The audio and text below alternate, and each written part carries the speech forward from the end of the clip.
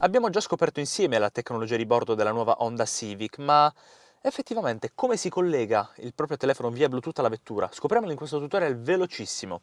La procedura è molto semplice, andiamo a connessione smartphone nella home page, collega nuovo dispositivo, ovviamente sul nostro telefono il Bluetooth dovrà essere attivato e visibile. Io, per darvi un po' di contesto, sto usando il mio iPhone 11, ma la procedura è la stessa su tutti i dispositivi. Andiamo quindi sul Bluetooth del telefono, andiamo a cercare Honda HFT in questo caso, ma comunque il nome cambia in tutte le impostazioni, abbiniamo perché il codice è lo stesso, consentiamo la sincronizzazione dei preferiti e dei contatti e siamo effettivamente collegati. Come vedete è comparsa la canzone che stavo sentendo prima, in questo caso dei Club Dogo, ma torniamo alla radio, anzi andiamo a smartphone e proviamo anche a collegarlo in modalità wireless con Apple CarPlay. Sì.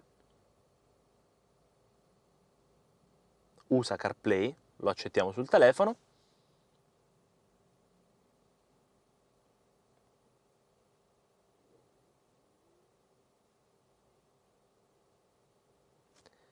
E come vedete abbiamo Apple CarPlay disponibile, tra l'altro bello, a tutto schermo, come piace a me, non in un piccolo split screen. Qui prende veramente tutto lo schermo, veramente molto leggibile.